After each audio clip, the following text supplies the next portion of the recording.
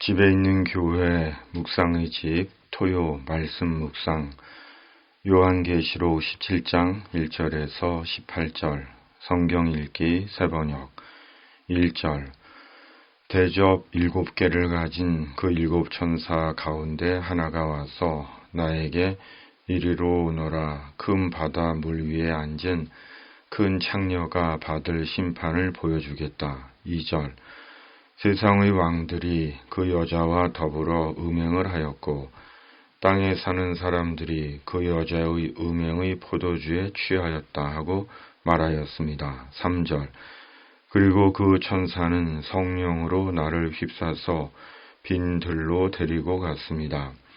나는 한 여자가 빨간 짐승을 타고 앉아 있는 것을 보았는데 그 짐승은 하나님을 모독하는 이름들로 가득하였고 머리 7과 뿔 10개가 달려 있었습니다. 4절 이 여자는 자주색과 빨간색 옷을 입고 금과 보석과 진주로 꾸미고 손에는 금잔을 들고 있었는데 그 속에는 가증한 것들과 자기 음행의 더러운 것들이 가득하였습니다. 5절 그리고 이마에는 땅의 음녀들과 가증한 것들의 어미 큰 바빌론이라는 비밀의 이름이 적혀 있었습니다. 6절 그리고 나는 그 여자가 성도들의 피와 예수의 증인들의 피에 취하여 있는 것을 보았습니다. 내가 그 여자를 보고 크게 놀라니 7절 그때 천사가 나에게 말하였습니다. 왜 놀라느냐? 나는 이 여자의 비밀과 이 여자를 태우고 다니는 머리 7과 뿔 10이 달린 그 짐승의 비밀을 너에게 말하여 주겠다. 8절 내가 본 그 짐승은 전에는 있었지만 지금은 없으며 장차 아비소스에서 올라와서 나중에는 멸망하여 버릴 자다. 그리고 땅 위에 사는 사람들 가운데 창세 때로부터 생명책에 이름이 적혀 있지 않은 사람들은 그 짐승을 보고 놀랄 것이다. 그것은 그 짐승이 전에는 있었다가 지금은 없으나 장차 다시 나타날 것이기 때문이다. 9절 여기에 지혜를 가진 마음이 필요하다. 머리 7은 그 여자가 타고 앉은 7산이요 또한 7왕이다. 10절 그 가운데서 5은 이미 망하고 하나는 있고 또 다른 하나는 아직 나타나지 않았다. 그것이 나타날지라도 잠깐밖에 머물지 못할 것이다. 11절 또 전에 있다가 지금은 없는 그 짐승은 8번째인데 그것은 그 7 가운데 속한 것으로서 마침내 멸망하여 버릴 자다. 12절 내가 본 10뿔은 10왕이다. 그들은 아직 나라를 차지하지 못하였지만 그 짐승과 함께 한동안 왕권을 차지할 것이다. 13절 그들은 한 마음이 되어서 그들의 능력과 권세를 그 짐승에게 내줄 것이다. 14절 그들이 어린 양에게 싸움을 걸 터인데 어린 양이 그들을 이길 것이다. 그것은 어린 양이 만주의 주요 만왕의 왕이기 때문이며 어린 양과 함께 있는 사람들이 부르심을 받고 택하심을 받은 신실한 사람들이기 때문이다. 15절 천사가 또 나에게 말하였습니다. 내가 본 물, 곧 그 창녀가 앉아있는 물은 백성들과 무리들과 민족들과 언어들이다. 16절 그리고 내가 본 그 10뿔과 그 짐승은 그 창녀를 미워해서 비참하게 만들고 벌거벗은 꼴로 만들 것이다. 그들은 그 창녀의 살을 삼키고 그 여자를 불에 태울 것이다. 17절 그것은 하나님께서 당신의 말씀을 이루실 때까지 당신의 뜻을 행하려는 마음을 그들에게 주셔서 그들이 한 마음이 되어 그들의 나라를 그 짐승에게 주게 하셨기 때문이다. 18절 내가 본 그 여자는 세상의 임금들을 다스리는 통치권을 가진 큰 도시를 가리킨다. 아멘. 요한은 또 환상을 봅니다. 큰 바다 물 위에 앉은 창녀, 음녀와 하나님의 이름을 모독하는 이름으로 가득한 빨간 짐승을 탄 한 여자입니다. 여기서 음녀와 여자는 같은 존재로 5절의 땅의 음녀들의 어미 같습니다. 그리고 음녀가 앉아있던 물은 백성들과 무리들과 민족들과 언어들로 음녀는 온 세계 위에 앉아 있었던 것입니다. 곧 온 세상을 음행으로 더럽힌 것이고 하나님의 성도들의 피와 예수의 증인들의 피에 취하여 있었던 것입니다. 곧 거룩과 성결을 지키고 예수님을 증언하다 짐승에게 순교당한 성도들을 기롱하고 희롱한 것 같습니다. 그러나 끝에 가서는 짐승이 음녀, 여자를 미워해서 여자의 살을 먹고 불에 태울 것이라고 하십니다.